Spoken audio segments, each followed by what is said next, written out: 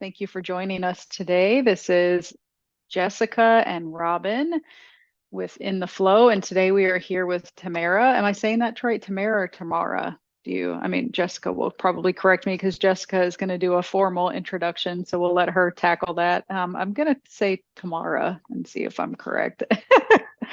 Well, actually, everybody asks me that question, and it really does not matter to me how you pronounce my name. I want it to feel comfortable coming out of your mouth so that you're not like struggling with how to pronounce it. So, Tamara, I answer to them all. So you're fine. Thank you. I forgot there was a third option there too.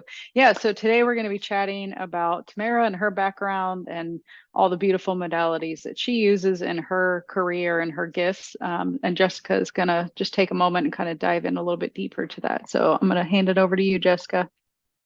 Thank you. So excited to be here with you all today with Robin and Tamara. I've known Tamara for a few years now, and we've been fellow Gene Keys Voyagers. So it's been wonderful to know her. She is a Gene Keys guide. And some of the interesting things that you may not know about her is that she has been doing the tarot for over 50 years. And I just find that so fascinating. I had the pleasure of her showing me a combined reading of my Gene Keys profile with the tarot. And that really opened up a lot of the meaning for me because I've been studying the tarot for so long. It was like, oh, I understand this language. So it was really beautiful to open that up. She goes by Flower Gypsy. And the fun thing around that is she has been doing floral arrangements and working with flowers since the age of 7. So one of the things I love about her Facebook post is that as we go through the transits, I think it's like 30 of them already that you've combined the flowers with the Gene Keys. And that's also just another beautiful way to learn about the Gene Keys and to see it from somebody who's an expert with flowers, combining those frequencies together and adding another layer to this already deep and beautiful transmission. So Tamara, we know that you have been working with flowers since the age of 7. You've been working with the tarot for over 50 years, but I would love to hear your stories about how you got into the Gene Keys. Oh, thank you, Jessica and Robin. What a warm welcome. I feel very, very appreciative and very happy and excited to be with you both today. My mother opened a flower shop when I was 7 years. And when I was growing up, if your parents had a business, you worked in it. And so she could tie a bow, how to make little arrangements. So that became my vocation for up until 4 years ago. And I'm 69, so you can say literally 60 years of working with flowers. And I was a diva. You know, I did these big $1 million weddings and things like that. Flowers were just, and still are, a love of my life, but I can no longer physically do the work. So what I did is I combined the Gene Keys with my love of flowers. And I do these contemplations, I feel called contemplations in nature. And I pick a flower for the city, a tree for the gift, and a weed for the shadow. So I've been doing those for a couple of years, haven't completed them. I also, I love Rosie Aronson. She has her Wisdom Keepers deck. And so early on in my journey with the Gene Keys, I mean, of course, it seemed like a no-brainer to dip the cards and the tarot. Hey, I can put them together. So it really just evolved very organically for, you know, the cards and the tarot. So that's kind of how it began. My journey with the Gene Keys began in 2018 in August. So it's been almost 7 years. And I was in a little metaphysical study group, and they have people come in and do presentations about various topics in the field. And this lady was doing a presentation on Gene Keys. well, I never heard of Jinkies. So I'm sitting there and she puts up her apologetic profile on the PowerPoint screen. I almost jumped off my chair. Oh, what is this? And I immediately felt a connection with human design, which I had kind of dived into a little bit like 20 years prior. So while she finished her presentation, I'm on the phone getting my coach about profile, and it's been a love affair since then. So, um, yeah, I've done all the courses, all the deep dives. I did the guides course, and became a certified Jinkies guide, and I use the Jinkies with my tarot. So that's kind of like where I am at this moment, and how I got here. So thank you for asking. I just want to share that I think it's so cool that you combine modalities and that it seems like it's just been a natural process for you. Like I enjoy doing that as well, but I think it was something that it took me a little bit to just accept that. I think we live in like such a linear kind of society and way of thinking that sometimes healers can doubt like, oh, should I be combining modalities? But right, you've been doing it for a minute and you've been combining these things that you love and kind of making them your own. So I really love that you shared that. Also have you combined your love of flowers and pulling that into it as well. So thank you for sharing that with everybody. Thank you, Robin. Yeah, it really is natural for me, and simple is easy, right? Easy is, it's just seems to flow, like the name of your podcast is flowing. And I think that that's the best way to enter into any modality or any synthesis, such as the gene keys, is allow it to come to you. Don't struggle, don't, force it, just find those commonalities within yourself that ping within you that you relate to. So it just made total sense to me that I could take the gene keys with the tarot, and I used the wisdom keepers at the time representing the gene keys. And it's kind of like morphed into other things since then, but yeah, it was just natural. Thank you. So, two questions. What would you say is the biggest moment for you with the gene keys, like for you personally? And then working with clients and the gene keys, like what has been the biggest moment in your sessions? Like one of each of those. That's a great question, Jessica. For the biggest moment for me personally with the gene keys is in regard to my forward. And in the Venus sequence, I think a lot of people struggle with their wound, and it's because it's a deep shadow and it's an ancestral shadow. It's not even necessarily something that is yours, but something that you've actually inherited through your ancestors. So when I first got my hologenetic profile, I'm looking at it and the spheres and all these beautiful, words. I have the 11 is my life work, so right. I'm like, oh yes, I get that. And then the 12 is purity, and my purpose is 25, which is the universal unconditional love. And the 46 is delight. I just love, equality, all these beautiful words that I get to the doorway. And I'm like, the 38 struggle is the shadow. I'm like, oh. I've struggled my entire life. I don't like this. And I did not like it. And I struggled with it. And I could not see how this gift of perseverance came out of struggle. I'm like, well, of course, perseverance. I'm not going to give up and die and lay down. I've got to persevere. And I could not see how honor came from that until my first Venus became. And I literally had this breakthrough and epiphany going from the EQ, which is the emotional quotient, into the SQ, which is the spiritual quotient, into the floral. And I realized, oh my gosh, this is my superpower. Every superhero has some sort of trauma or struggle in their lives to activate their superpower. And I realized that perseverance prospers. Richard has this little quote that he uses, and he personally had a situation with some professor or teacher of his where he was just struggling with the course and with the teacher, and perseverance prospers, and that's become my mantra. So that core wound, just like that, became a vocation. and my superpower. So thank you for asking me that. I love that. You know, my radiance is the 38 too. And I was just recently having a conversation with somebody. It's like, what is honor? Like, I get the perseverance part, but sometimes when you do that leap to the city, you're like, I don't quite know. Some of them make so much sense. And that one is a little difficult to kind of put my finger on. So, have you gotten any more clarity around that, or is it still something to contemplate? Oh, absolutely. And yeah, and that's part of this process with the gene keys that you know, you can't get it all at one go around. It's never a one and done.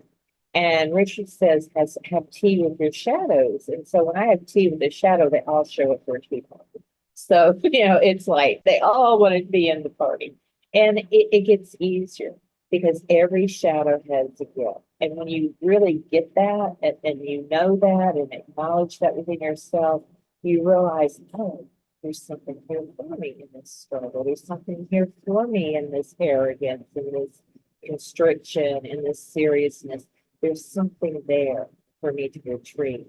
And the very fact that it's a shadow means that there's light coming in to reveal it. So it's not darkness, it's not scary. Every shadow holds a gift. So knowing that, it makes it easier when I'm in these frequencies. And it's just a frequency. So in these lower frequencies of the shadow, I realize there's something there for me. So yeah. And in answer to your second question, I think that in reading for others, it was very early on that doing these sessions, and because I was practicing, I was just practicing, and I was in a group of other Gene Keys guides, and our purpose together was to practice our modalities. And so I did about 5 of these with other guides, and the feedback was awesome. Like, oh yeah, this is it. This is it. So it really, and that was honoring. It was honoring this gift that I have and these abilities that have been given to me from Source, from Creator, and it was being recognized. So, and have it recognized by other guides who are also doing the path. Really, it was. So thank you for those questions. They're really very fun. I love your dog, Robin. The dog is the dream mark animal for the 37, the life key of the 37, which is equality and tenderness. The weakness is a shadow, but the dog is so loving and faithful. And that 37 is also known as the family channel. So you really make connections, I think, with animals. So your dog is beautiful. I'm glad he joined in. Thank you. Yeah, she likes to join in with things, and she's very like, she won't let me, gently push her away. She's like, nope, I'm here right now. I'm staying. So I just have to, just love her and wait until she gets done. um, I'm so intrigued by, I feel like because I don't know much about the gene keys. Um, what do you feel like, is there kind of a theme that people come to you for readings, like something that they're struggling with or something that they're wanting, more validation with, or do you tend to notice like people coming to you at different points in their lives? Or, I mean, I know that's kind of a broad question, but yeah, that's a great question. And it's really kind of, there's a duality there for me because I do tarot readings also. I've done the tarot for over 50 years. So I have people come to me that just want tarot readings, don't know anything about the gene keys. And it's a totally different thing when I do just a tarot reading. And usually tarot readings, their main focus is on career or money or health, love and those sorts of things. So it's a different lane if you look at it that way. Whereas when I find the gene keys for these readings, it's really not so much about the tarot itself or the traditional messages from the tarot. The tarot then becomes this modality that I make a connection with the clairant, and I just interpret it. The messages are to you from you. As we join together in this multi-genetic field, it's changing our energies and, psychically, intuitively, I feel very intuitive. the cards then give me clues. They're like little pictures along the journey, like a picture map. Like, oh, well, here, this is here, and it relates to this fear and this gene key in this way. But ultimately, I am just an interpreter, and I'm interpreting these messages through the cards that are actually coming from you. I hope that makes sense. It does, absolutely. Thank you. It's funny because before I studied astrology, the girl that I kind of like, I had a few readings with her and I did a course with her. So she was probably my first, like in-depth introduction to it. I remember her saying that she's like, it's a language, and she's like, it's really cool when you start to dream in astrology. And I remember having my first dream and I was like, oh my gosh, I'm like part of the club now. I would wake up and like, oh, I need to go check Saturn, or I need to go see where my progressed moon is. So it was really cool to start being in that language and to feel like you understand it on that deep level. Thank you for sharing that. That's really, there. I think it's interesting too how we all kind of interpret things in a different way. How one person can look at something and get a completely different interpretation. So, I love that you're so in tune and that I mean, you seem like you're very, you feel like you're very open to those messages that are coming through for clients. So I'm sure they appreciate it. And Thank you. Thank you for that. Yeah, and it is an interpretation. It is like learning another language. Like currently I'm trying to learn how on Duolingo, I'm trying to learn how to speak Russian. And it's a very hard language, but even the characters, the alphabet is totally different from the English language. But I have friends who are Russian and I would like to be able to honor them, by speaking Russian with them. I don't know if ever gets the actual point of speaking it, but it is like learning a language. So that's a very good analogy, about the languages. It's the language of the tarot with the gene keys. The gene keys is all about language. We have these words that are for the city and the gift and the shadow. And these words actually help to understand it, other than, oh, well, I have GT 25 and my purpose. And what does that mean? Not, and Richard says, people with their numbers. So it's like learning a new language. In fact, you almost have to have a glossary of words when you first begin Gene Keys, like, oh, what does this fear mean? What does this mean? What does this pathway mean? So it is learning a new language. That's a very, very good observation. It's interesting because I've never heard you talk about kind of the elephant in the room. Like you do have psychic senses. So what was that like for you? Like when did you realize that you were able to tap into this other reality around you that maybe not everybody else was so aware of? That is an interesting question because I've been human. It's just always been.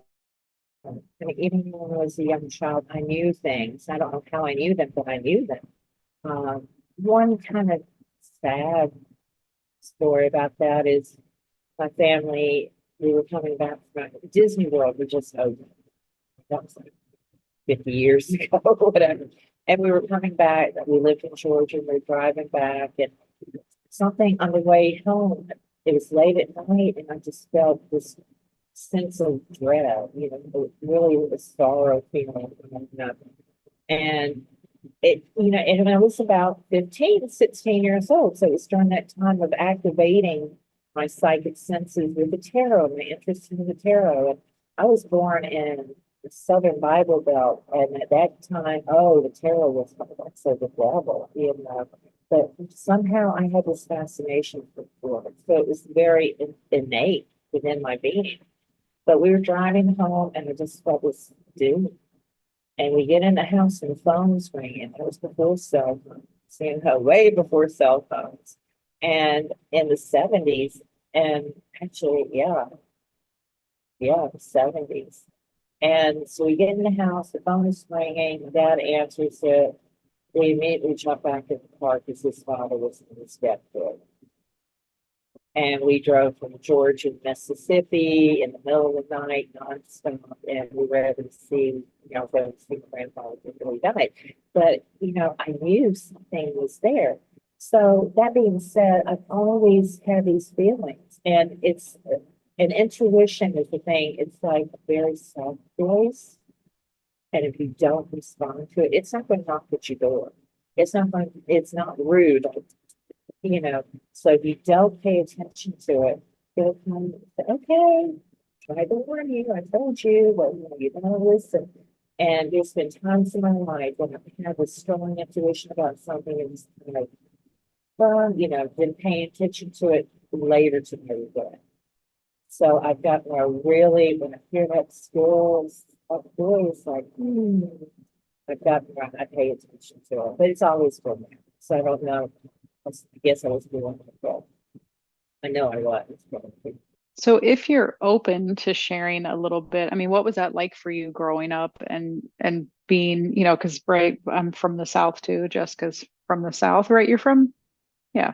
So I get it, with the religious kind of judgment towards the occult topics. Was that something that ever became an issue for you, or something that you kind of had to overcome as you continued to lean into your gifts?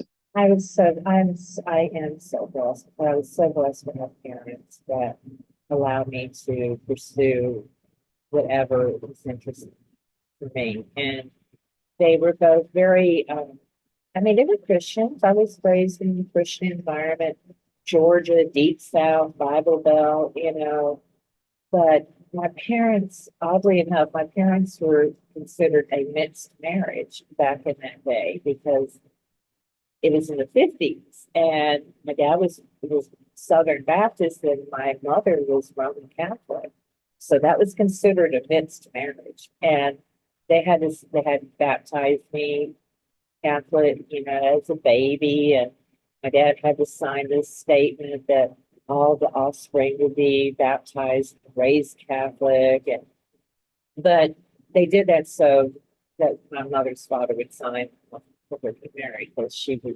just barely 18. So they agreed between the two of them that they would never force religion upon their children, that they would give them guidelines that were Christian guidelines, the Ten Commandments, and they were very honorable in that way of and I loved church. I would get up and dress up on Sunday and go to Sunday school. And I loved the whole aspect of this church. But I didn't love the aspect of religion. And I've tried many, many modalities, many different denominations. I've been to all of them. I was even a card carrying, garment wearing, temple going woman for 5 years. So, I've done the rounds. And I'm a Sagittarius, so I've always had this innate interest and passion for all things spiritual. But my parents were very, my dad was kind of like, as long as you're not doing Satan worship, you're fine. As long as you're not like doing something evil, sacrificing animals. And they pretty much allowed me to make choices for myself regarding my spirituality. So I was so blessed during that era that I grew up to have parents. So I love them and miss them every day. And my mother's constantly with me. She constantly all the time. So yeah, spirit world it's the veil is thin. So thank you for that question. Yeah, I think it's important for people to know. I don't know why this is coming through right now, but it wants to come up. I think sometimes we can have those kind of somewhat like contradictory, spirituality and religion or God or whatever. But for a lot of us, I think we naturally kind of find our connection point between the two, whatever that looks like. But I do know a lot of people who struggle, kind of accepting their gifts or like leaning into spirituality because of, past experiences with religion or family or whatever. So I think it's just, it's beautiful to kind of show people that there are different ways that they can lean into that and be accepting of, their religion and their spirituality and let those two things combine in a healthy way. So yeah, thank you for sharing that. Thank you, Robin, and you're absolutely right. And again, that's why I acknowledge I've been really blessed with it. And one of the things I love about the Gene Keys is it's not a religion. There's this difference between spirituality and religious dogma and doctrine. And so many of these churches and religions get so wrapped up in, oh, well, we know God because he said this, or we know God because he said that. We are God. We came from source. So I love that the Gene Keys is not a religion, but it's a way of living one's life spiritually with integrity. And that's why it's become my way of worshiping, seeing God in others, acknowledging others that we all carry that spark of the. So, and it's a very pertinent question. Even today, I have very many friends who struggle with their upbringing and their parents and, not wanting to come out. It's almost like coming out, and so it's a very relevant question. It really is. Thank you for asking. Yeah, I love that you mentioned that about the Gene Keys. We're in the middle of one of the retreats right now, and it is the focus of the Gene Keys. If anybody's like, what is this about? One, it kind of gives you little bits about who you are, what is the kind of constellation of things you came in, but it also is deeply self-contemplative. So it is about understanding yourself on deeper and deeper levels.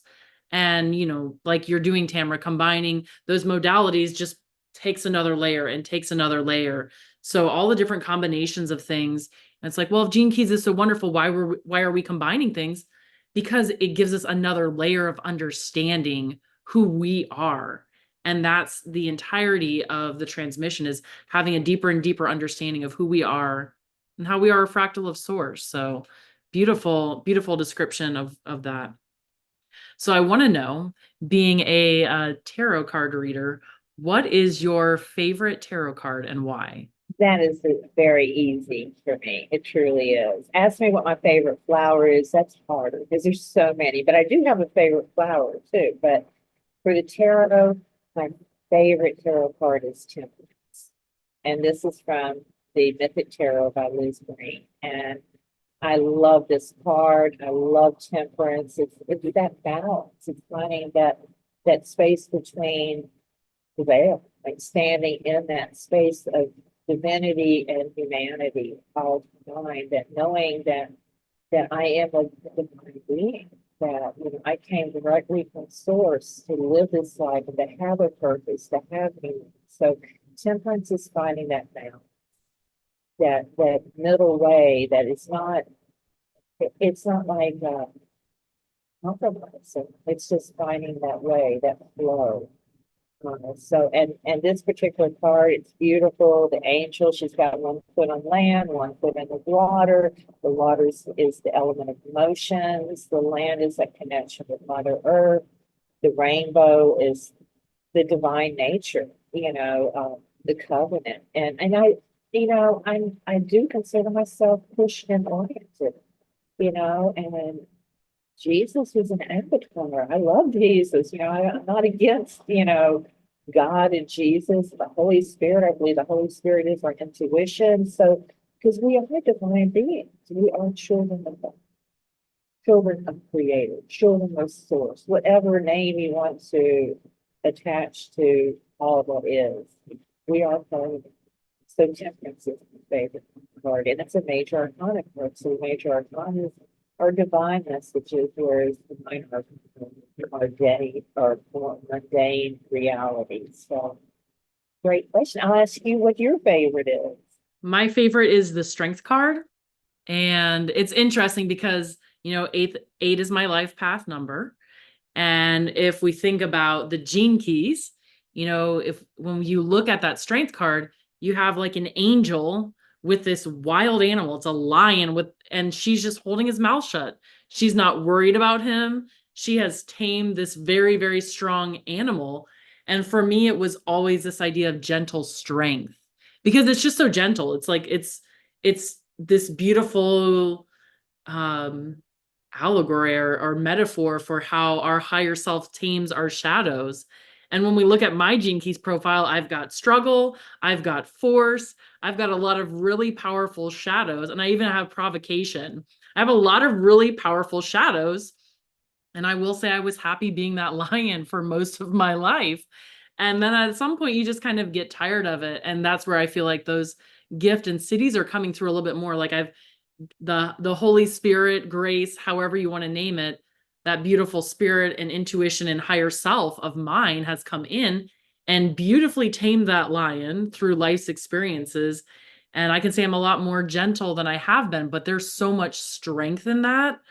So that's why that is my favorite card. And it was so funny when I looked at my profile to see some of these keynotes that really ties into that card. I was just going to feedback. That's so beautiful, and it's an element of the divine feminine, and it's, you know, this is a patriarchal society, you know, and I have nothing against men. I love men, you know, but that patriarchal force is so dominant, and I have noticed that there's been a great change. We're already in this evolutionary process as human beings, you know, everything evolves, including human beings.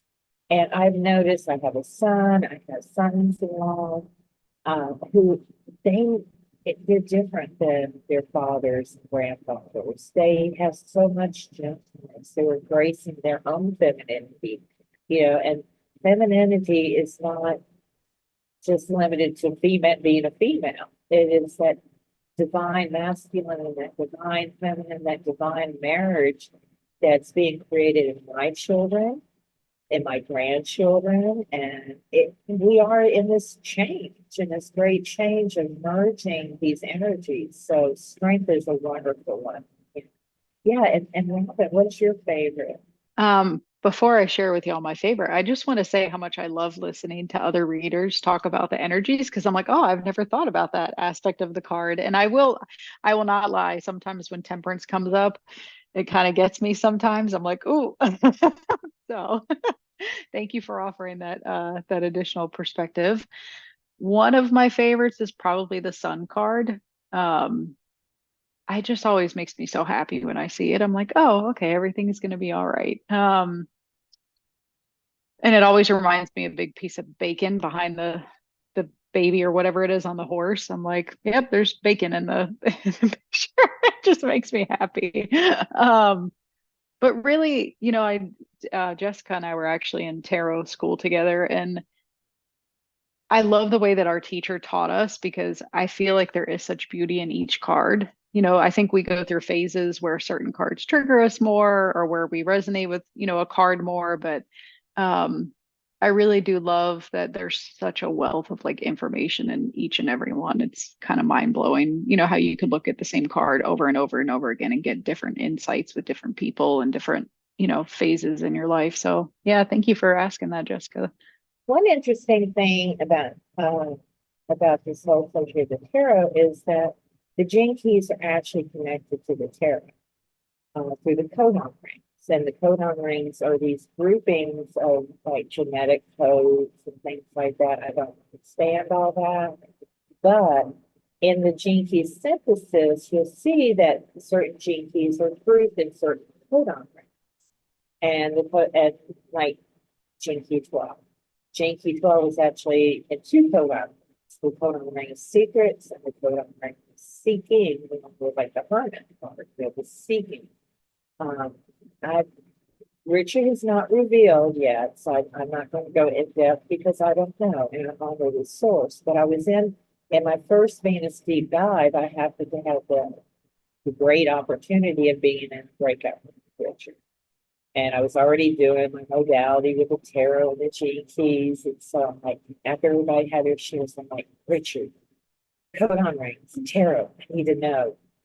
And he just sat back and paused and did that little and Mona Lisa smile that he does, you know, because, well, that's a very deep subject. I'm not quite ready to reveal that yet. I'm like, okay, well, when you're ready, call me. 50 years of tarot. I mean, I swear to you, I said that to him. You know, he may not remember, but then again, he might because he knows me. But yeah, so there is this connection with the gene keys, a part that, you know, is there. So it seems very natural that I'm using the tarot with the gene keys. And I am studying currently about which which gene keys, which codon rings relate to which tarot card. That again, I'm not going to even talk about that until Richard reveals it. But there is a connection. Oh, and the sun is considered really the best card in the whole tarot deck. That along with like the nine of wands, I mean the nine of cups and the 10 of cups, which is the wish card and that beautiful happy family. And so, but the sun is considered by many to be the best. Well, and it's fun that you mentioned the gene keys. You know, it's a living transmission that continues to grow. So I remember when I started with the gene keys, they showed the connections to the I Ching and to astrology. And now the dream arc has come out of it, connecting it to animals and even connecting it to crystals. So for all of you out there that are like, okay, well, gene key sounds interesting, but I'm not really into the tarot, check it out, www.genekeys.com. It's connected to all kinds of things. It's amazing. And you can get your own free hologenetic profile. And Tamara is an amazing guide. So if you're looking for somebody to help you through it, you can reach out to her for that. So I'm just so excited about exploring you, Tamara, and what you bring to the gene keys and to the tarot.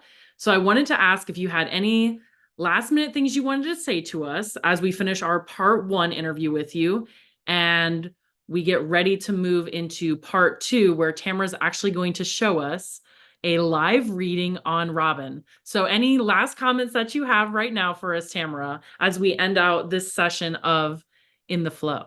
Oh, I'm just so grateful. Thank you, Jessica and Robin, for inviting me and allowing me to just be me. I mean, thank you so much. I love sharing the tarot. I love sharing the gene keys. And I want to shine the light on you also, Jessica, about your galactic astrology, which is, you know, you did a reading for me for my birthday. It's like, whoa, and I didn't necessarily understand it all. Astrology is not my thing, but I felt it. And I think that that's a big part of this, of any spiritual modality that we use, is you feel it. You know, the mind wants to control, the mind wants to be, right, understand, but it's the heart.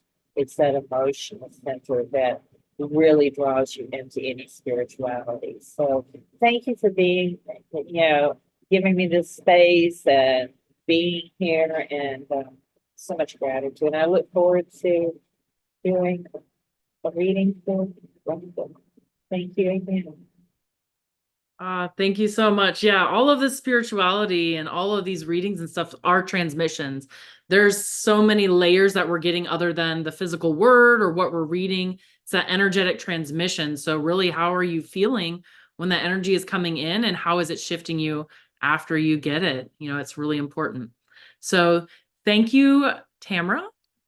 Robin and I are here with you all on In the Flow, and we will catch you next time where we see part 2 of our interview with Tamara, and we get to hear a little bit more about the gene keys, tarot, and exploring Robin. You all have a wonderful week.